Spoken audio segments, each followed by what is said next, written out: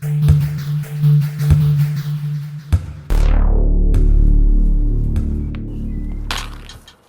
guys, the Snowman here, and I'm pretty happy right now because it looks like we will indeed get more tennis in the year 2020. Both the ATP and WTA Tours have been suspended since mid-March due to the coronavirus. However, both federations recently releasing their new tentative schedules for the remainder of the year. And remember, before we take a look at these calendars, nothing is set in stone right now. Continued assessments are going to be made regarding health, safety, and travel policies. So just remember, this is subject to change, and we're not going to make up all the tournaments from this year, but these are the new provisional calendars for both the ATP and WTA. And we'll start off with the ATP schedule first. Pretty decent looking. The ATP Tour will officially resume on August 14th with the City Open in Washington, D.C. That's a 500 level event. Then the Western and Southern Open, which is normally played in Cincinnati, it'll be held in Flushing Meadows, New York, the same venue as the U.S. Open. So it'll be sort of a bubble environment for those two events, kind of similar to what the NBA is doing in Orlando. Players will get to stay in New York for both tournaments over the 2 to 3 weeks. Although it should be said, some high-profile players have expressed major concern about traveling to and playing in New York City. It's been a real COVID-19 hotbed, so there may be some logistical hurdles, but as of right now, those two events will be in New York, with the U.S. Open kicking off August 14th.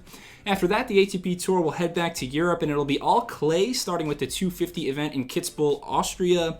That's followed by back-to-back clay court Masters 1000 events in Madrid and Rome. Those events usually take place in mid-May, but obviously rescheduled because of the pandemic. And the French Open will take place in Paris for 2 weeks, beginning on September 27th. The Tour still deciding what the calendar will look like post-Roland Garros. All right, so in the end, not too bad for the ATP. We should be getting in 3 of the 4 Grand Slams. Sad not to have Wimbledon, but 3 Masters 1000s as well. Not a terrible haul, all things considered. Now, on the women's side, things are indeed mapped out until the end of the year. The WTA Tour set to resume slightly earlier than the ATP with an international level clay event in Palermo, Italy on August 3rd. The rest of August, very similar to the men, the New York two-step with the Western and Southern Open and the U.S. Open, both taking place in Flushing Meadows.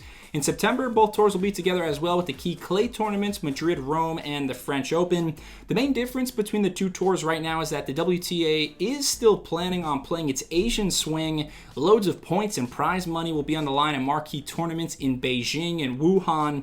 And the WTA has set their year-end finals event featuring the best 8 players throughout the year for November 9th in Shenzhen. So it remains to be seen if logistically and health-wise all these events will pan out smoothly. But again, these are the latest schedules. Should also be noted that both the ATP and WTA have not yet come out and said what they will do specifically with the ranking system, since all the rankings have been officially frozen since mid-March, but both federations have come out and said that more info on the rankings coming soon. So thanks a lot for watching this. If you found it informational or learned anything, please like and subscribe to the Snowman Sports Media for more tennis content. Follow me on Instagram, and I'll be back soon. Cheers.